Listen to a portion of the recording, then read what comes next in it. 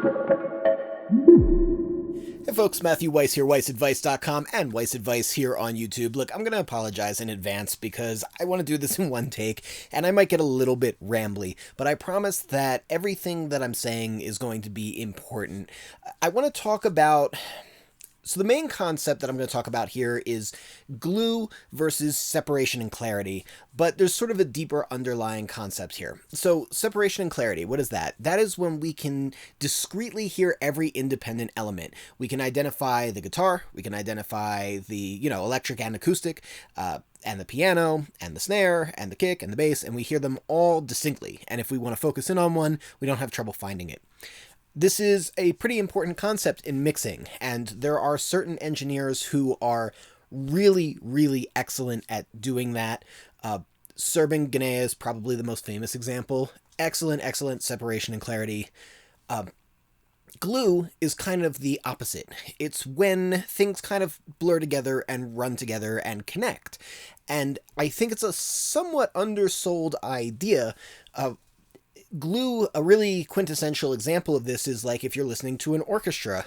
You don't typically want to hear every single violin player, every violist, every cellist, every bass. You kind of want to hear the whole massive sound, and then occasionally certain things will stick out and poke out, and you will hear those with some separation, but everything is really connecting and gluing together and becoming one mass of sound. And there are certain engineers who are really excellent at doing that. I think both Chad Blake and Tom Elmhurst are two really quintessential examples of mix engineers who just really lean into the sense of glue and create really wonderful mixes that way. And these engineers that I'm citing, it's not like these ideas are completely independent. Serban is good at creating separation and clarity because those mixes still feel like they have connectivity. The elements feel like they're still talking to each other. Elmhurst and Chad Blake, you still get what each individual part is doing, even if they're not necessarily separate.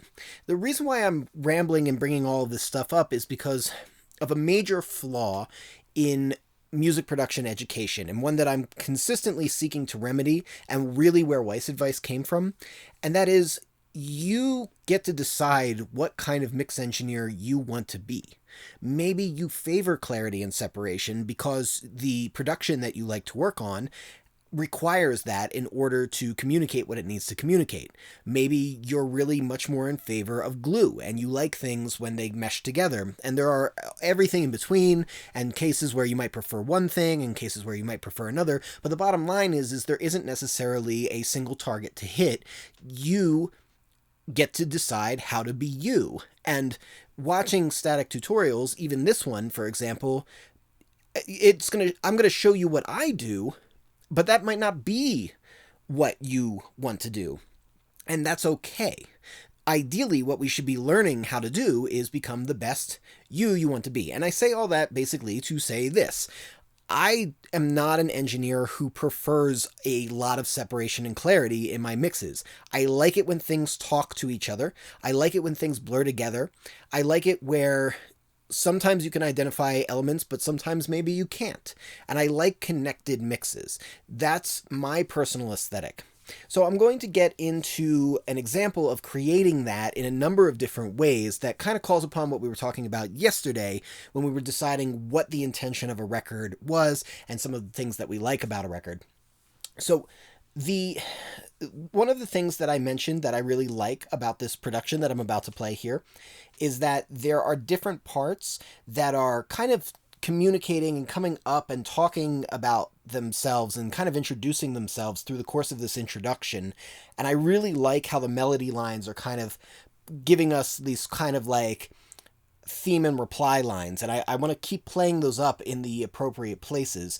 And then also, I noticed that between the intro and the verse, there's this kind of this really good sense of contrast, but also a sense of contrast that felt a little uncoordinated, meaning it feels like we have one flavor of tones that are completely separate in the intro from the verse. So I need to remedy that as well.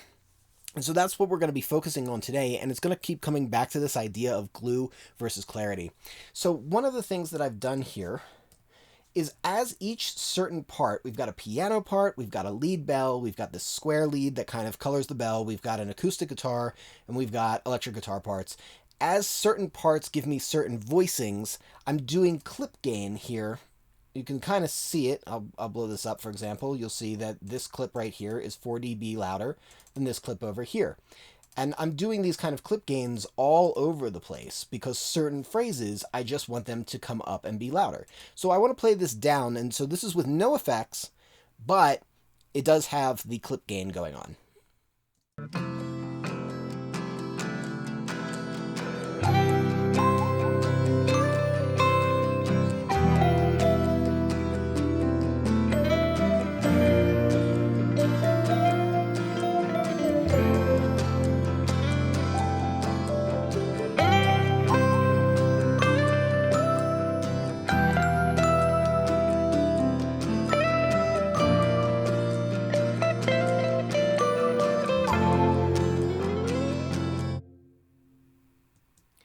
So you'll notice now that there are certain parts, like where the piano comes up and replies, which is what I sort of pointed to right here.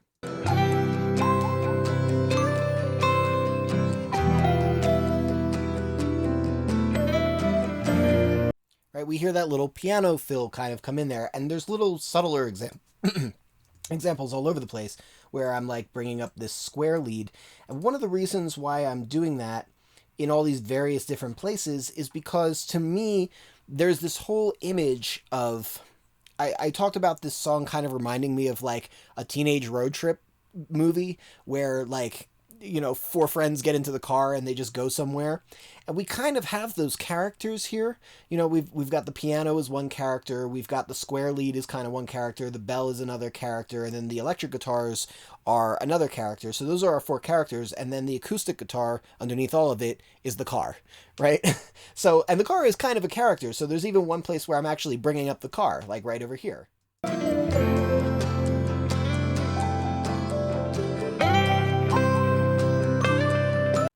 So each of them are making their personalities known. There isn't necessarily one lead that's happening. They're all the lead, and the way that they're coming together is all the lead.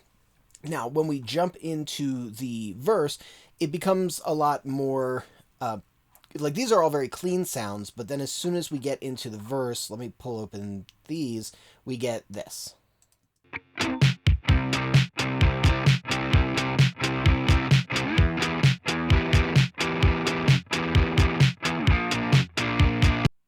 So I don't want these sounds to be so clean, and they're also very separate. And I think that they should all kind of live in the same car, right? They function as a group, not as four separate individuals in this story. So I'm going to put on my effects here, and we're not complete, by the way. We're not done. We are going to experiment a little bit here, but let's give a quick before and after with my effects.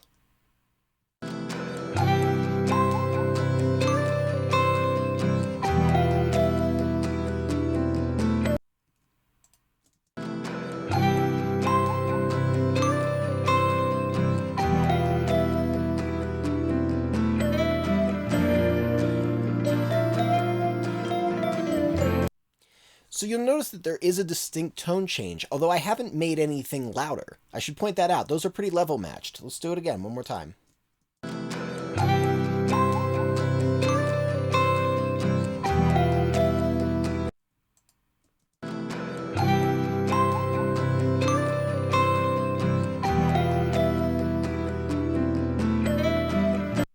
So subtle difference, and you might even think, well, why even change anything? And the reason is because when I play it without these effects, to me, things feel too separate. This is a way of connecting them, and I'm connecting them not through the rules of like, okay, well, I'm trying to make room for the piano by cutting this in the acoustic guitar. No, none of it's like that. What I'm doing is I'm playing into the emotional strength of certain sounds where I like to hear it. So like the one that I started with here was the acoustic guitar, and I'll bypass this for a second here. So if we look at this here, I'm doing a pretty hefty boost, 7 dB boost to 540 hertz, which is a pretty decided move, right? Here's before.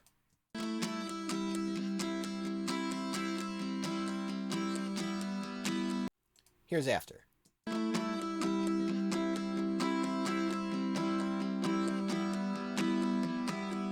And to me, this is doing a couple of things.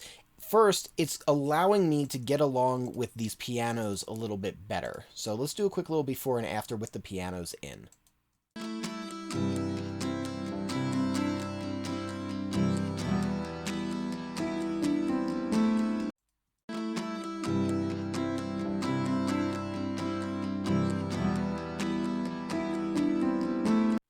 So when I do that, I'm telling the piano, okay, this piano can meet me where I'm living. I can then also boost similar tones in the piano and create a gelled piano and acoustic movement. Why do I want to do that? One, I think that just musically they're part of the same sound, but two, listen to the notes that come out when I do this boost.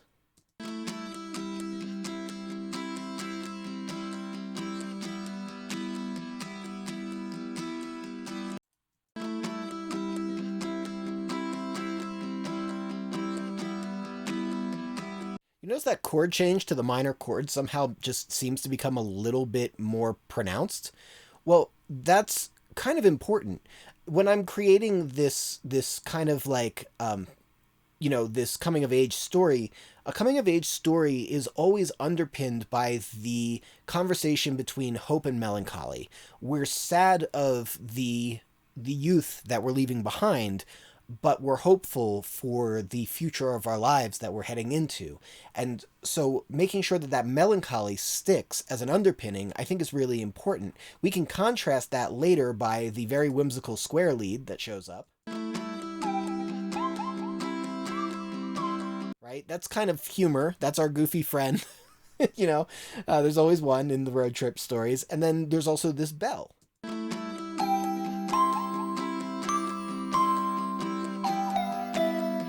Very pretty sound. It's very hopeful sounding. So if I get the melancholy from the acoustic and I get the kind of sparkle and the hope from my synths, then I can create that really nice juxtaposition of things which are sad and things which are hopeful.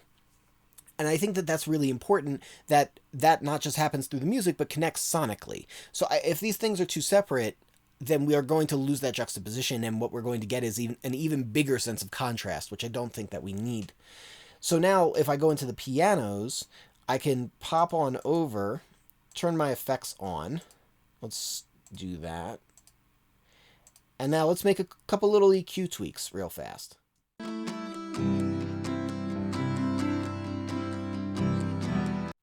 Let's see, we've got this soft piano.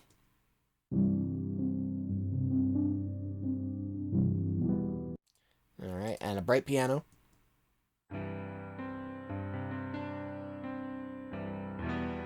I think this bright piano is a great place where we can take some of that same frequency, or maybe something that's pretty close, and kind of boost it up and get it to blend with the acoustic guitar.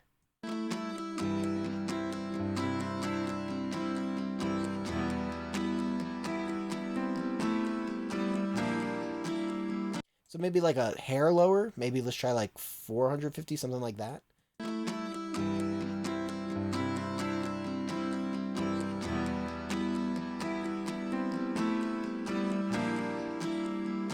Actually, I kind of liked it where it was. But finding that mid-range to make it kind of glue and blend, it's the opposite of what we typically do when we're talking about frequency masking. Normally, I'd be cutting one thing away from another, but here I'm literally trying to make them blend together and become more attached.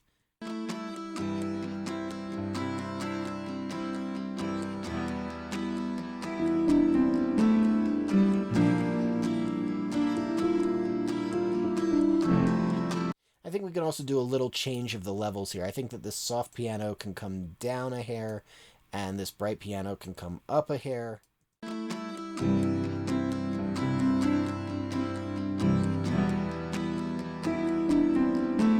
And now the sounds are starting to blend more. Now the other thing that I've got going on, which is probably pretty clear to hear, is that I've got some pretty heavy saturation happening. I'm using virtual channel over here, and I've got it cranked. I've got the drive turned all the way up, I've got the input turned all the way up, output is compensating all the way down. Why is that? Well, first of all, this is a fairly subtle saturation control, so even when it's pushed pretty hard, it's not like crazy distortion. I have it on one of the models that actually breaks up the most, incidentally, at the moment.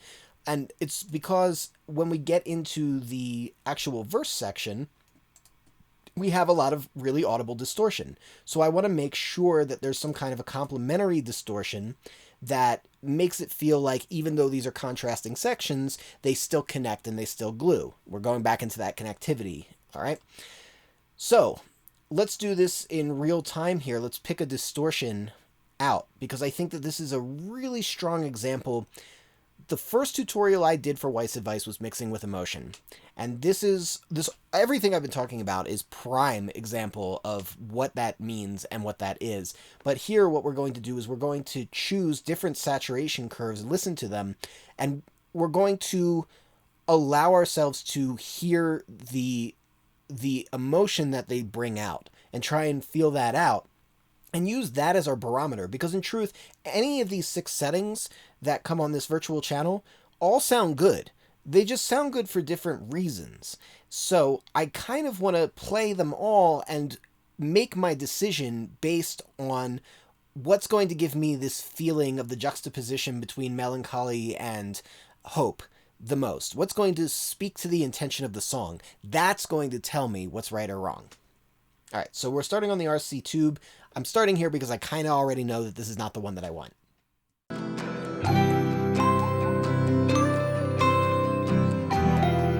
Actually, let's do group bypass first.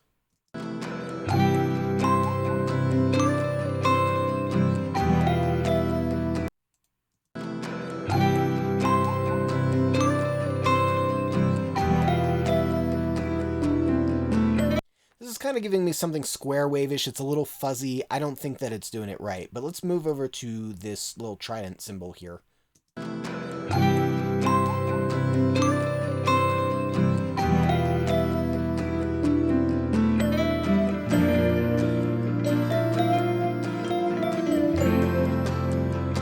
This is articulating some of the top notes of the piano and the bell, and it's giving me, because it's doing that, it's emphasizing sort of the sparklier tones, it's giving me a sense of romanticism, which is nice.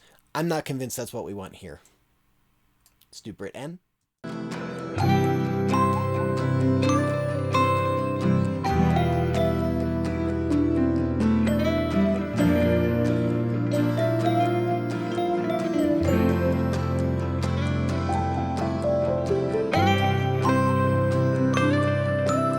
This one feels really good to me. It's emphasizing kind of the heaviest tones as well as the sparkliest tones, which kind of speaks right to that juxtaposition I was talking about. So in my mind, this Brit N one is a good contender here. Let's try USA.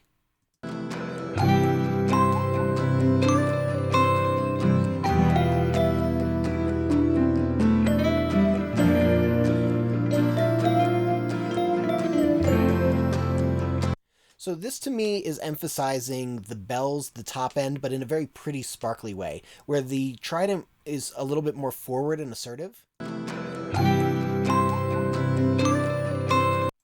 The USA is lighter.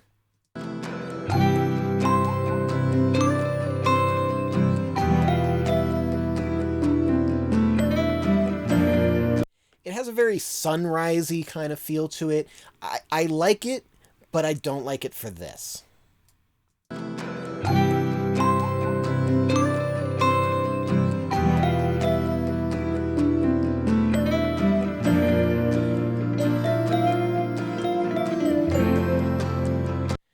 To be honest, this has kind of given me a very even sense of everything.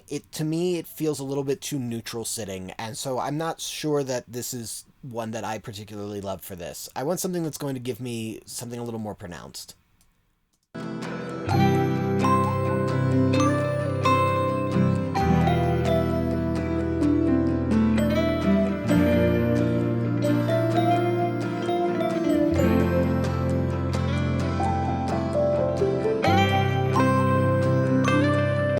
So this Brit 4KE, a little unexpectedly actually, knowing how this normally sounds, it's actually given me something I really dig. It definitely leans on the heavier side. It doesn't quite, it kind of runs some of the sparkle down a little bit, but I mean, it really glues everything together very nicely, and I like that. And it also has that heaviness where I feel like, again, it's kind of emphasizing some of the melancholy a little bit.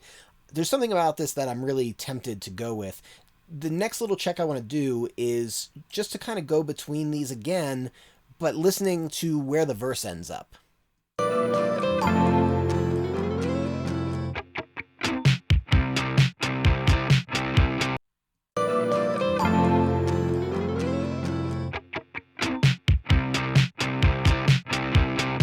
It's not bad. It's a little too, the whole thing is a little too full in the mids right now, so it might require like a drop of EQ. Let's see what the Brit end does for us. Let's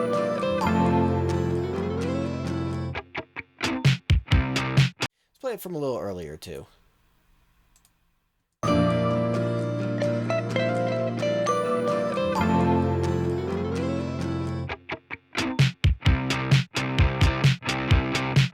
Okay, tone-wise, that's really nice in my mind. Like it feels very blended. It like one leads into the other really well. This whole intro conglomeration just it feels like we're handing off to a different section, but there's still a sort of like connected tone. So let me try the 4KE one more time. I'm making this decision in real time, by the way. This is not rehearsed, so I'm not convinced. But let's play it with the Brit KE, weigh the pros and cons, and figure out a direction.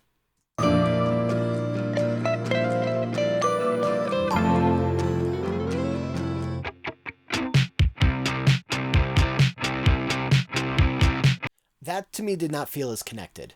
So I fortunately, I think we have an easier pick. If it had felt more connected, I was afraid that I was going to have to kind of like pick one and then sort of like figure out an EQ solution afterwards.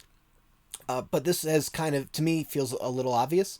I like the Brit N, and we're going to go with that. Now the question is just, do we want it to be this fuzzy? I think the answer is yes. I'm going to back down the drive a little bit, or back down the in and out a little bit, and kind of see if it works better if it's a little cleaner. But my gut instinct is keeping it kind of fuzzy is going to be where it's at.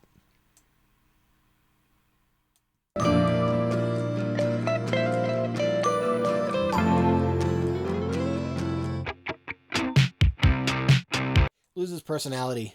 Yeah, I'll try it with the input and output backed off a little bit, but I think we're going to want it just pushed.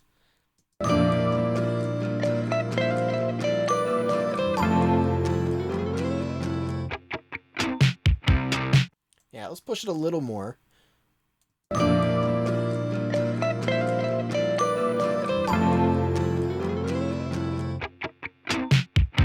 Let's push it all the way.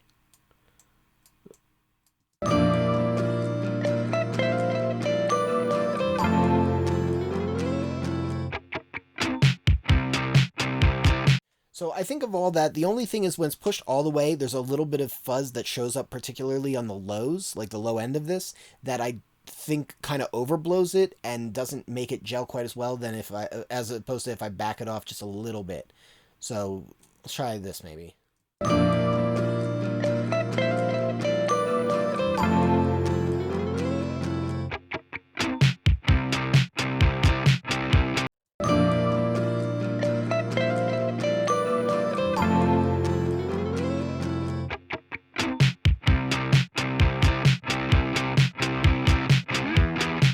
So there we have it.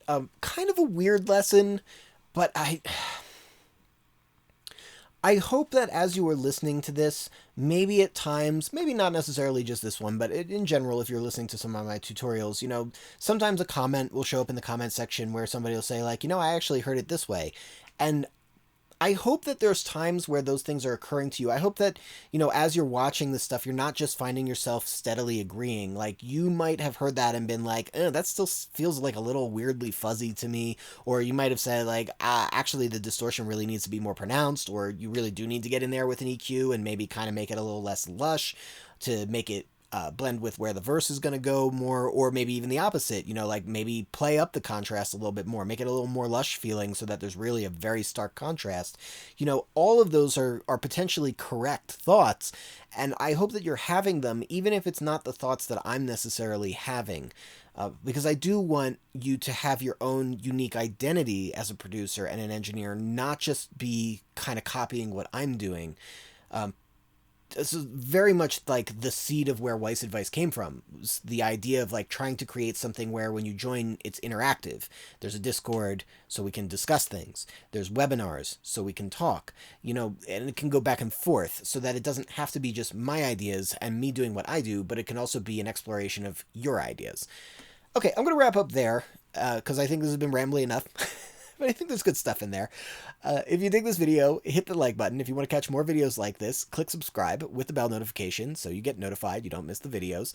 Mixing with Reverb is out. We still have the sale going until February 15th. If you type in the code REVERB20, then you get 20% off. Link to that will be in the description below. And lastly, you know what we say here at Weiss Advice. We are musicians, sound is our instrument, and I will catch you next time.